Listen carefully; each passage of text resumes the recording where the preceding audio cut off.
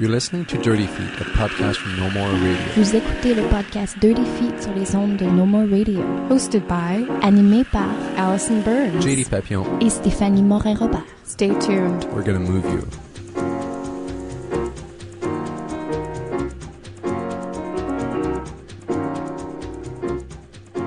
Bonjour tout le monde, bienvenue au 71e épisode de Dirty Feet. Donc avec nous aujourd'hui, on a Amélie Rajotte qui va présenter Carnaval d'un programme double à Tangente à Montréal. Donc le spectacle va avoir lieu le 27, 28, 29 mars à 19h30 et 30 mars à 16h. Ça va être au studio Hydro-Québec du Monument National qui est sur Saint-Laurent à Montréal. Donc tout d'abord, bonjour Amélie, ça va bien aujourd'hui? Oui, bonjour. Donc, pour ceux qui ne te connaissent pas, Amélie Rajotte, tu avais tout d'abord étudié en France, tu avais fait un bac en études chorégraphiques en danse contemporaine au Conservatoire national de Grenoble et tu as également fait un programme en enseignement de la danse. Tu es à Montréal depuis... T'es revenu à Montréal quand, juste? En août 2006. OK. Oui. Et depuis ce temps-là, tu travailles comme interprète, comme chorégraphe, comme enseignante, donc C'est exact. un peu tout au niveau de la danse. Ouais. Donc, maintenant, tu fais également partie de l'organisme, membre fondatrice de l'organisme. Oui. Donc, finalement, je résume ta bio. Et avant ça, t'avais déjà produit quelques pièces à Montréal au 303. Oui. Est-ce que tu pourrais nous parler un peu de ces pièces-là? Tu avais fait In Fact I'm Gross et Tenir debout. Oui, In Fact I'm Gross, c'était dans le cadre de la résidence d'été du Studio 303. Je sais plus si elle existe encore. Oui. Oui. Ouais. Donc en septembre, il y avait le vernissage de cette résidence que j'avais faite avec Thierry. Tout le monde séparé là, avec Thierry et Catherine Godette. On était les trois. On avait eu la résidence. Voilà.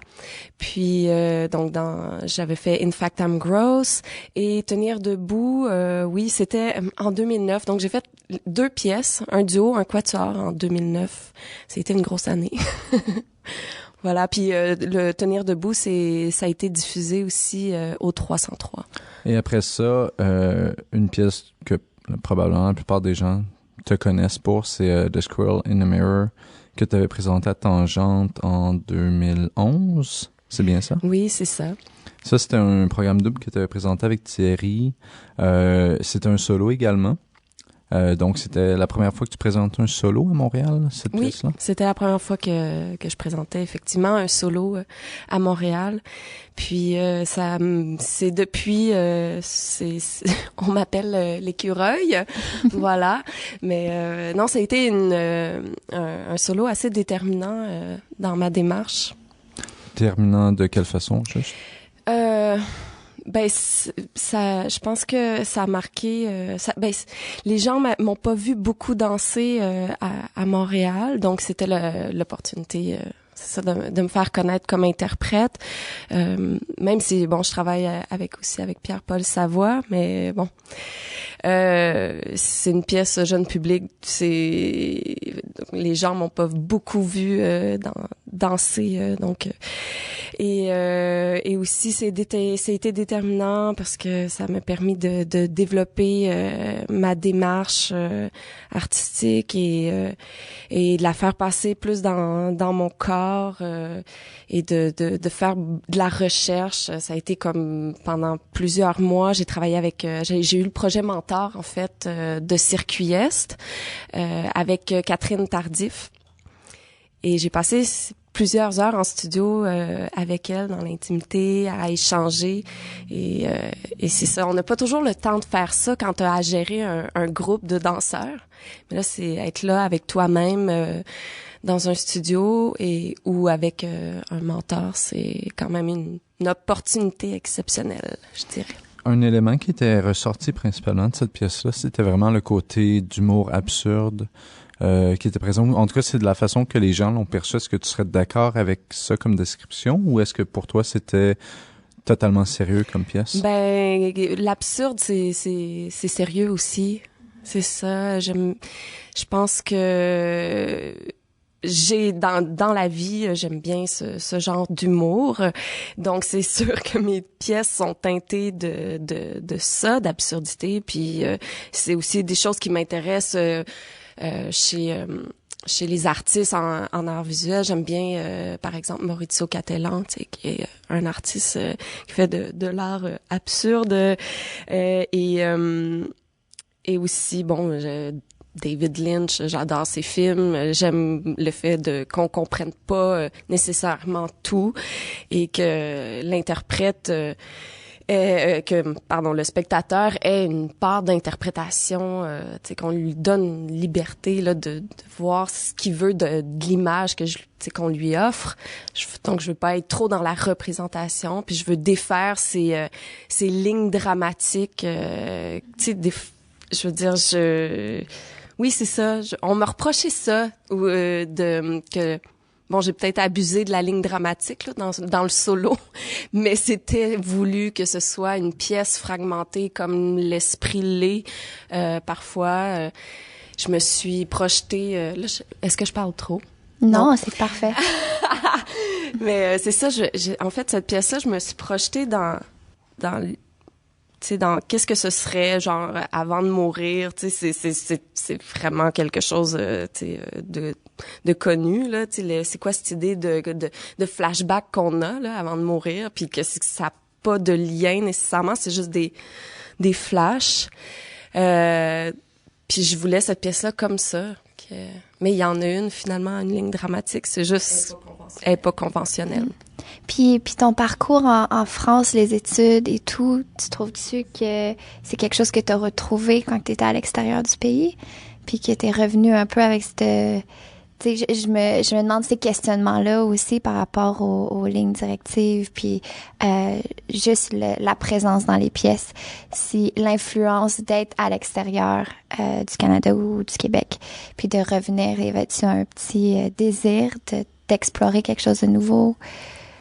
Ça, c'est drôle que tu poses la question parce que c'était super difficile pour moi de revenir parce que je suis québécoise, mais je suis partie à 19 ans en France. Fait que j'ai passé presque 7 ans là-bas, puis mes jeunes années tu sais, quand tu te formes comme adulte et je veux dire, j'étais une Européenne, tu sais, quand je suis revenue. Mais j'ai étudié aussi au Québec. Puis j'ai beaucoup d'amis encore dans le milieu de la danse avec qui j'ai étudié avant de partir à 19 ans. Puis c'est drôle, c'est ça. Donc je suis revenue, puis je revenais avec mon background européen, puis pensant que tout le monde avait le même background que moi en danse. Mais déjà, j'ai fait un programme en France au conservatoire qui était un programme d'essai qui n'existe plus aujourd'hui, qui était un programme où on mélange, qui était axé sur le pluridisciplinaire. Donc, j'avais une bonne formation en danse, mais tous les week-ends, il y avait un intervenant qui venait de plein du buto, théâtre physique, de la musique, un dramaturge, un metteur en scène, les danseurs faisaient du texte, les comédiens bougeaient et tu sais, fallait qu'on touche à tout. Puis ça c'était un programme un peu cobaye puis qui n'existait riche. Ouais.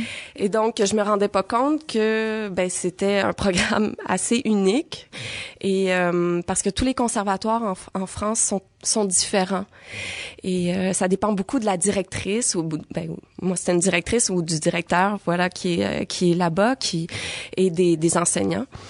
Et voilà, donc je suis revenue avec ce background-là, puis quand j'ai commencé à faire de la création ici avec les danseurs d'ici, je me rendais compte qu'on n'avait pas le même vocabulaire, qu'on n'avait pas le même background. Donc, il y a eu des petits... ça a été long pour moi de m'adapter.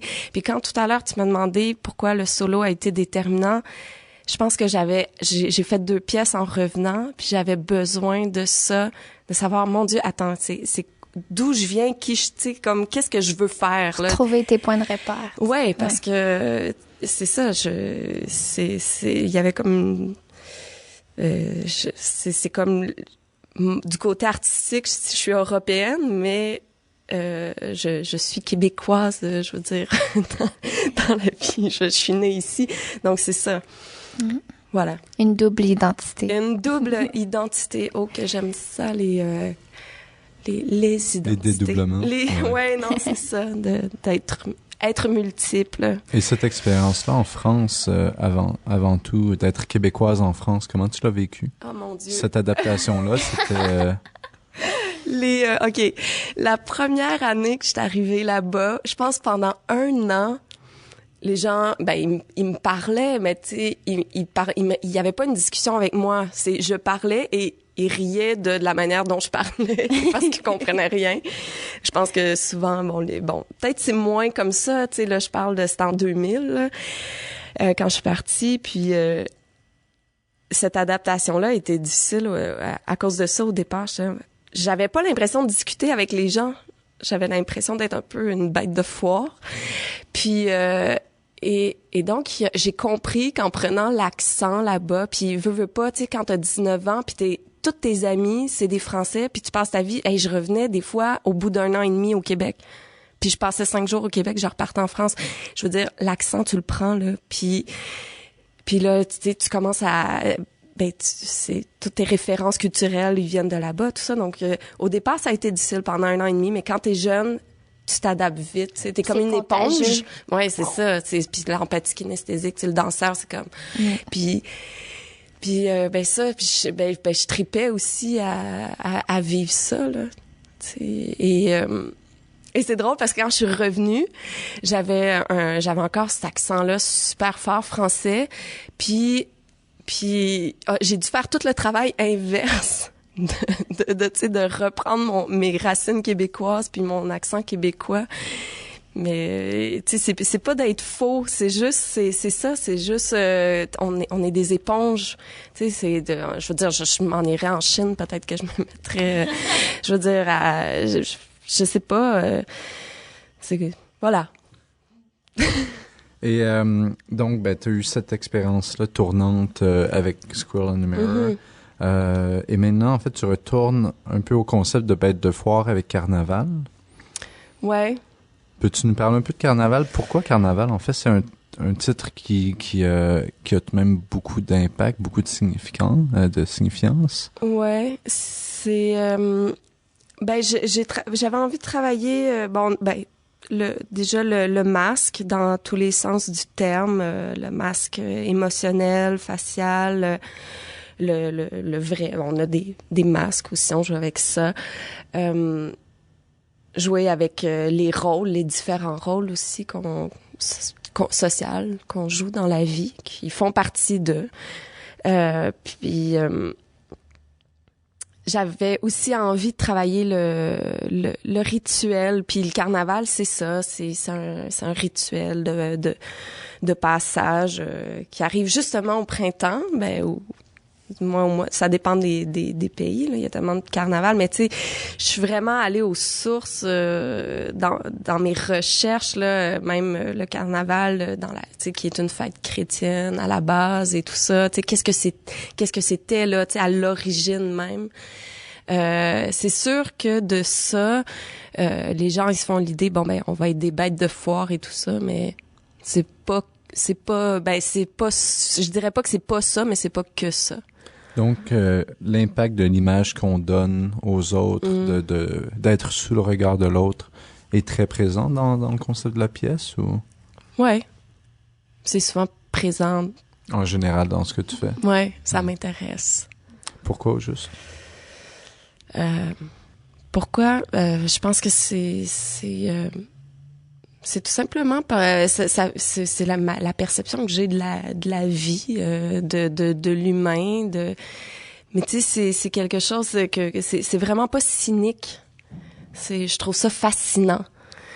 Oui, je trouve ça fascinant de voir qu'on peut être tellement de choses, que le corps est une matière malléable.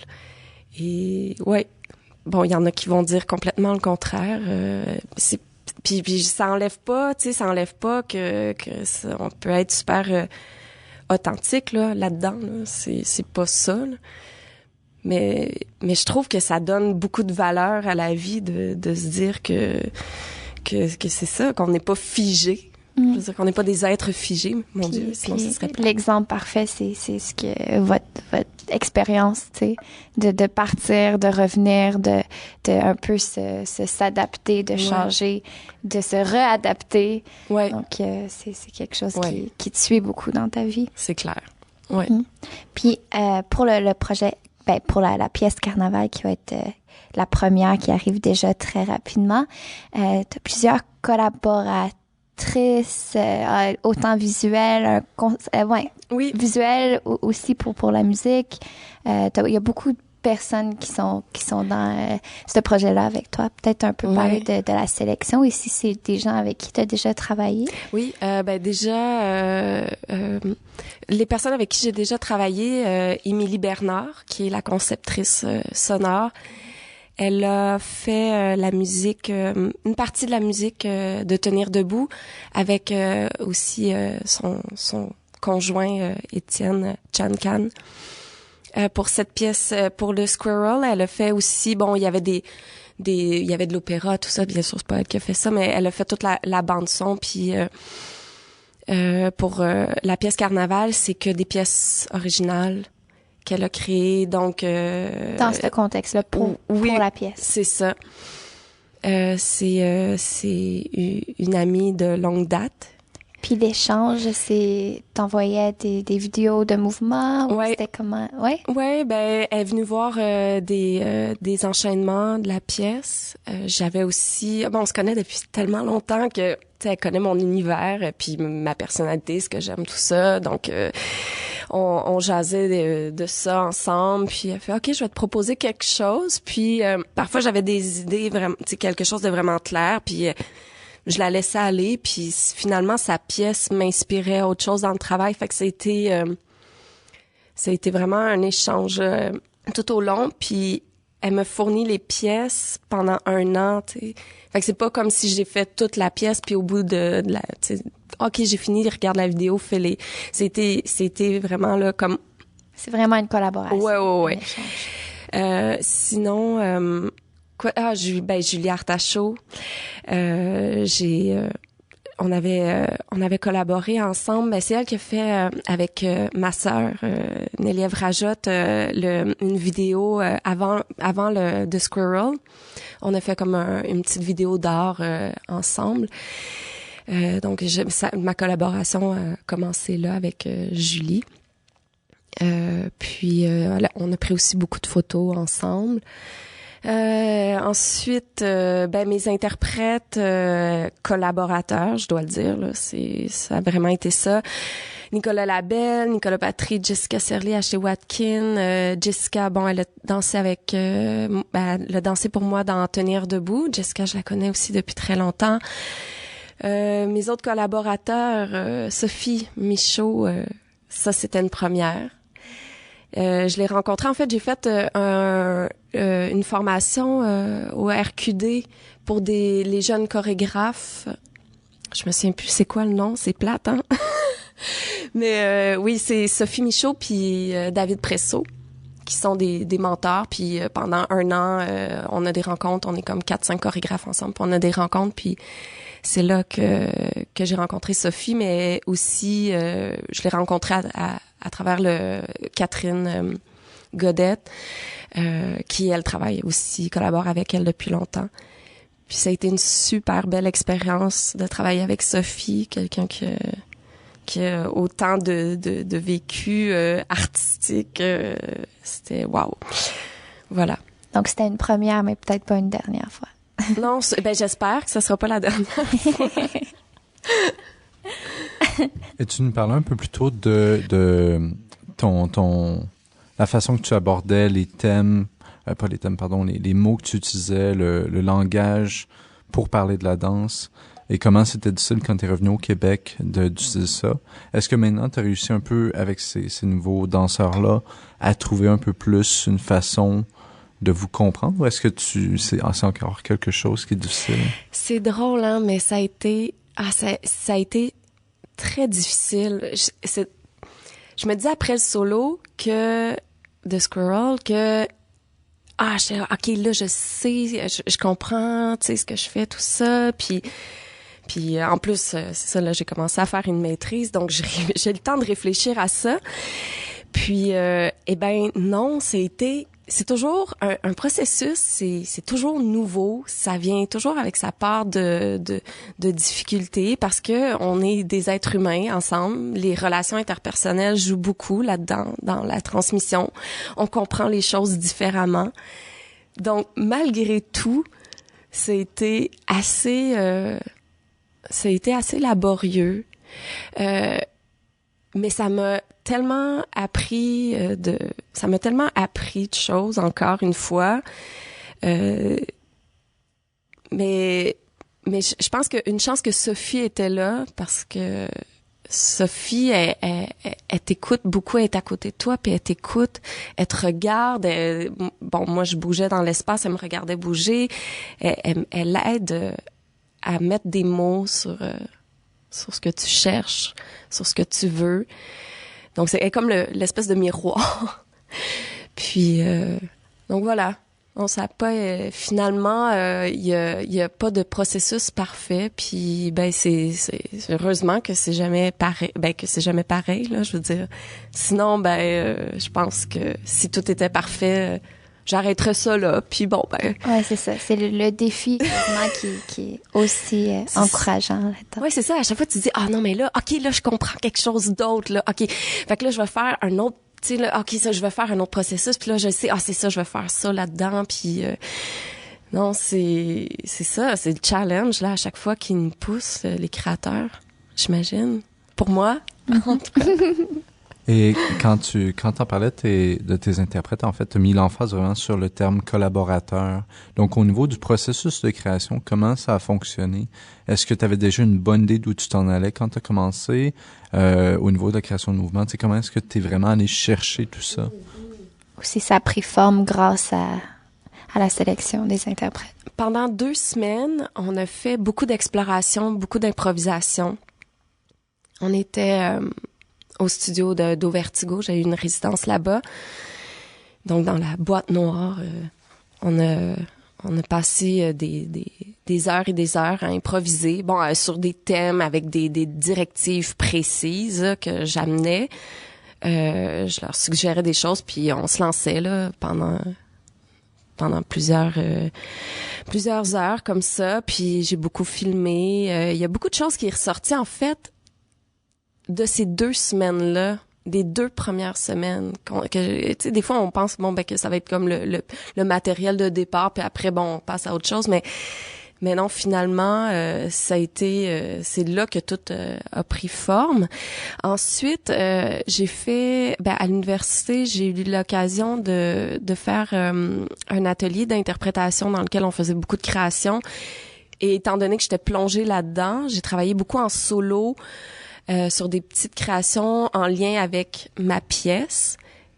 Et donc, dans la deuxième phase de création, je suis arrivée avec des propositions vraiment plus claires que j'ai transmises à mes interprètes.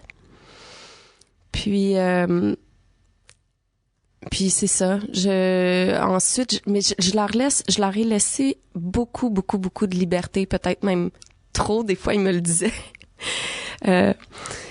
Puis c'est ça. Mais je suis super ouverte, tu sais. Je pense pas que je trouve que la création c'est un échange. Puis je suis super ouverte aux idées. Puis c'est ça. On se retrouve tout le monde ensemble. C'est sûr que c'est cohérent parce qu'on vit la même chose depuis des mois ensemble. Puis l'idée sort pas de nulle part, donc c'est ces interactions-là qui font aussi la pièce. Tes expériences d'interprète récemment depuis 2010, tu danses pour Pierre-Paul Savoie, comme tu mentionnais. Est-ce que c'est venu influencer, surtout que maintenant il fait beaucoup de jeunes publics, est-ce que ça a un peu changé ton approche à ta propre création? En fait, Pierre-Paul, je le connais depuis 2007. J'ai passé 3 mois en studio avec lui sur un projet un solo que lui interprétait, et c'était à l'époque, je pense que ça existe plus, mais de l'intégration, comme t'étais stagiaire dans une compagnie, tu passais une audition, puis c'est ça, puis ça a été une rencontre avec Pierre-Paul. En 2007, je me suis retrouvée, j'étais arrivée en courant à l'audition, j'étais la dernière, puis c'est ça, j'ai fait une improvisation, il m'a dit fais-moi quelque chose sur tel thème, je sais pas quoi, je me souviens plus trop. Puis ça juste, il a fait, l'audition s'est terminée, puis il a fait, c'est toi. C'était comme une super belle rencontre. Puis on a passé 3 mois en studio, je l'ai observé, j'ai dansé, on a partagé beaucoup, puis après, j'ai fait d'autres petites choses pour Pierre-Paul, puis il m'a parlé de ce projet-là, Jeune Public, qui était assez audacieux. Donc, on danse, on chante et on fait du théâtre aussi. On a beaucoup de textes. Et il a dit, je sais que tu t'intéresses, que tu as touché au théâtre, tu as touché à la danse, tu as touché au chant. Bon, est-ce que ça t'intéresse de faire ça? Puis j'ai passé une audition comme tout le monde, hein, bien sûr. Puis oui, finalement, ça m'a influencé sa manière de travailler le texte et le corps, sa manière de travailler le rythme. Pierre-Paul, c'est quelqu'un qui est dynamique là, tu sais, puis ça m'a beaucoup influencé, je le remarque, mais je pense que ça nous a tous influencé, les interprètes aussi, de travailler avec lui. Ça a été tellement, je pense que c'est le show le plus difficile que j'ai fait de ma vie. Je veux dire, chanter, danser en même temps, être comédienne, c'est incroyable. C'était vraiment une chance. Donc, voilà. Et au niveau de l'utilisation de la voix, c'est quelque chose qui est même très présent dans ton travail déjà. Dans Squirrel in the Mirror, tu avais beaucoup d'utilisation de la voix, non pas nécessairement dans le texte, mais beaucoup dans les sons, d'utilisation de la voix, comme ça, je me souviens bien. Il y avait aussi des textes, mais petites histoires, tu sais, des petites histoires comme ça, là, impromptues qui arrivaient. C'était quoi la question?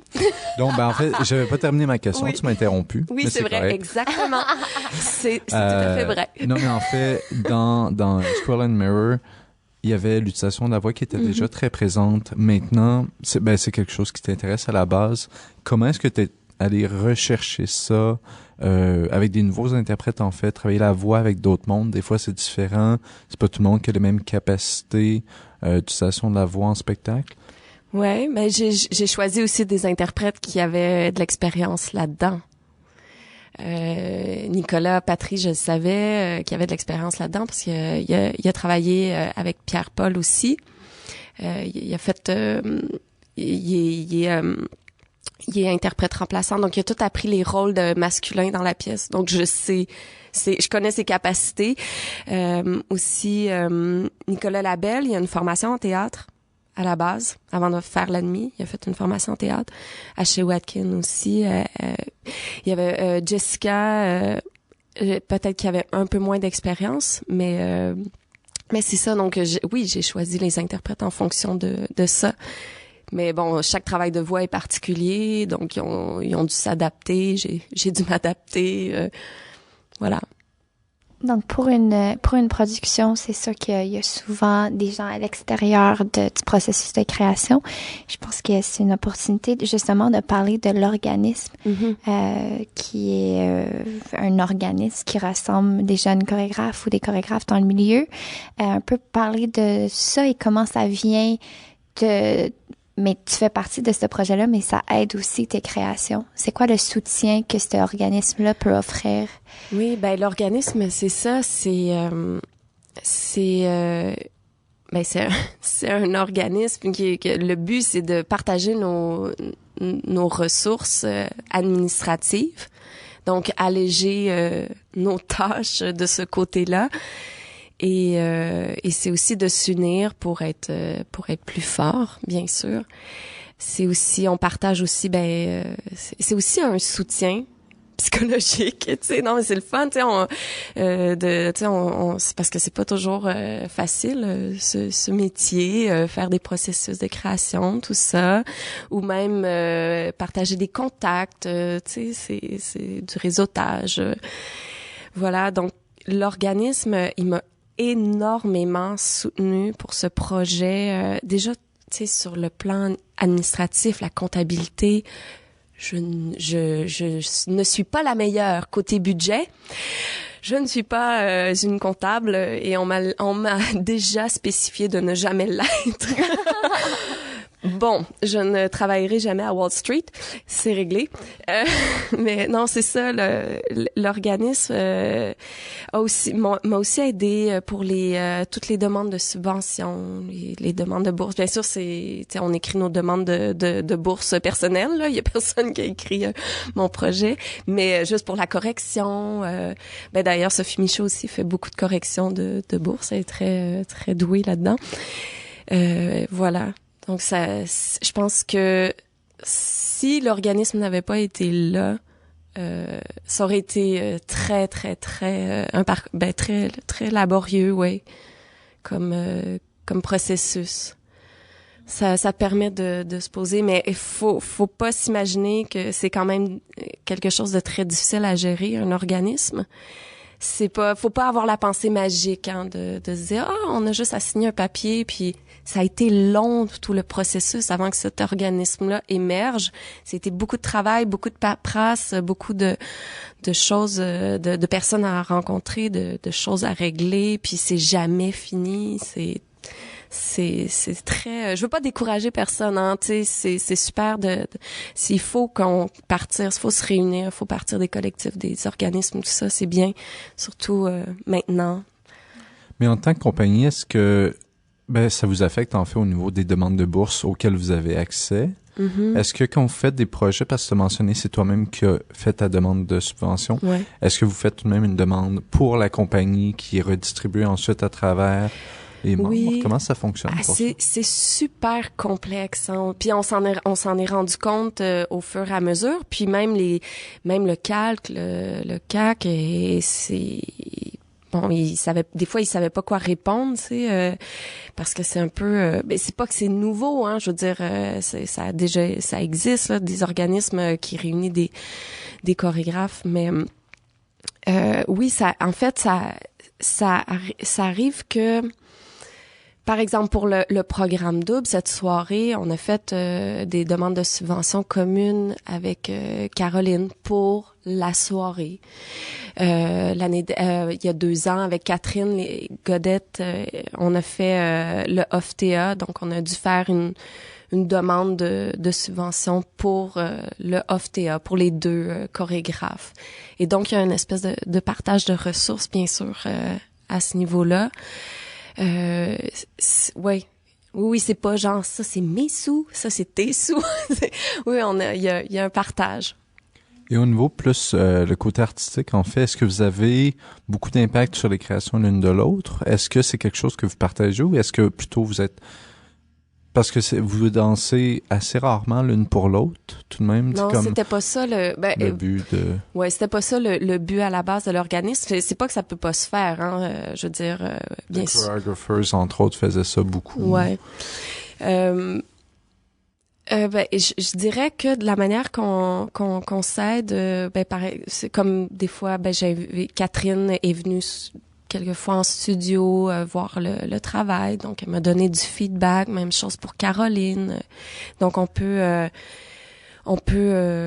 s'aider comme ça, mais pour le moment, c'est jamais arrivé que l'une danse pour l'autre, mais qui sait ce que l'avenir nous réserve. C'est pas qu'on veut pas, là, c'est juste c'était pas ça le but nécessairement, là, tu sais, que d'être comme un collectif qui non. Et pour ceux qui écoutent et qui connaissent pas nécessairement l'organisme, ça a été créé en 2010 et vous êtes 4 dans... Maintenant, mais au début, en 2006, il y avait Catherine Godet, Caroline Lorrain-Bocage et Anne Thériault et aussi Amélie. Quelque chose d'autre, en fait, que vous avez fait sous l'organisme, c'était un stage professionnel l'été dernier, si je me trompe pas. Est-ce que c'est quelque chose, parce que beaucoup d'entre vous avaient beaucoup d'expérience en tant qu'enseignante, en tant que chorégraphe également. Est-ce que c'est quelque chose que vous planifiez refaire? Oui. Ça y est, ça sort. Oui, en fait, ça sera les 2 dernières semaines du mois d'août à l'UQAM. C'est ça, ils nous offrent les locaux et c'est la même formule que l'année dernière. C'est le matin, on commence à 9h30 et ça finit à 12h30. On commence avec une classe d'entraînement qu'on donne à deux. La première semaine, ça va être Caroline et moi. La deuxième semaine, ça va être Caroline et Anne. Et après la classe d'entraînement, il y a un atelier chorégraphique avec une des chorégraphes donc de l'organisme. Cette année, la première semaine, ça sera Catherine Godette et Caroline Gravel qui vont faire du répertoire de Catherine. Et la deuxième semaine, ce sera moi. Puis on va terminer la semaine avec une table ronde pour discuter, voilà. Donc, pour ceux qui seraient intéressés à s'inscrire ou en faire partie, il va y avoir plus de détails sûrement qui va suivre bientôt. Oui, c'est ça. On va essayer que tout sorte là au mois d'avril et c'est vraiment pas cher le stage. Puis l'année dernière, ça a eu quand même un succès considérable, puis c'était une super belle expérience. Puis je dois aussi dire qu'on offre du mentorat du mentorat, tu sais, c'est juste des rencontres pour les jeunes danseurs qui le désirent. C'est ce qu'on a fait l'année dernière, où on va boire un café avec le danseur, puis il nous pose des questions sur n'importe quoi du milieu de la danse qu'il veut savoir, puis c'est ça. Donc et ça permet, la formule du matin permet aux danseurs d'aller travailler après ou d'aller faire un autre stage, parce qu'il y a souvent plein de stages l'été. Et voilà. Donc, pour boire un café avec Amélie Rajotte, appelez le 514. Mais donc, justement, pour le stage, c'est possible pour les gens de faire seulement la partie du matin ou seulement la partie du soir? Non, c'est que le matin, en fait, c'est ça. C'est okay. La classe d'entraînement puis l'atelier chorégraphique, et que le matin, on finit à 12h30. En fait, ça vient parce que l'année dernière, quand on a fait le stage, on était toutes en résidence l'après-midi à partir d'1h. Donc, on s'est dit, OK, c'est les 2 seules semaines où on peut faire le stage et on doit tous aller travailler après. Donc, on s'est dit, mais c'est une super formule. Tout le monde était content. Il y en a d'autres qui allaient faire, tu sais, des danseurs qui, eux, partaient faire un autre stage en après-midi ou qui allaient travailler, c'est ça. Donc, on s'est dit, OK, gardons cette formule. C'est sûr, c'est court, c'est une matinée, mais c'est chargé, là, quand même. Ouais. Et donc, en fait, c'est un autre programme double, comme on mentionnait. Il y a également Caroline Lorrain-Bocage qui présente sa nouvelle création en taille, qui va être avec Rachel Harris, Esther Rousseau-Morin, et elle aussi a beaucoup de collaborateurs dans son travail. Est-ce que tu as vu ce que Caroline va présenter? Donc, c'est une surprise en fait, tu n'auras pas l'occasion de le voir du tout. À la générale, je vais voir ça. Bien sûr, je connais sa démarche, le contenu, son thème, tout ça, mais j'ai absolument rien vu. Je veux juste spécifier que c'est vraiment un extrait qu'elle va présenter d'une pièce future. C'est-à-dire, c'est pas le 25 minutes qu'elle va présenter, c'est pas la pièce. C'est vraiment un extrait qu'elle va présenter plus tard. Mais j'en sais pas plus. Donc, je vais m'arrêter là. À venir. Donc, on vient d'avoir avec nous Amélie Rajotte qui va présenter un programme double avec Caroline Lorrain-Bocage au Studio Hydro-Québec du Monument national à Montréal, les 27, 28, 29 mars à 19h30 et le 30 mars à 16h. Donc, Amélie Rajotte, merci beaucoup d'avoir été avec nous aujourd'hui. Merci de m'avoir invitée. Et on s'apprête à entendre un extrait sonore tiré de la pièce Carnaval. C'est la conceptrice sonore Émilie Bernard qui l'a créé.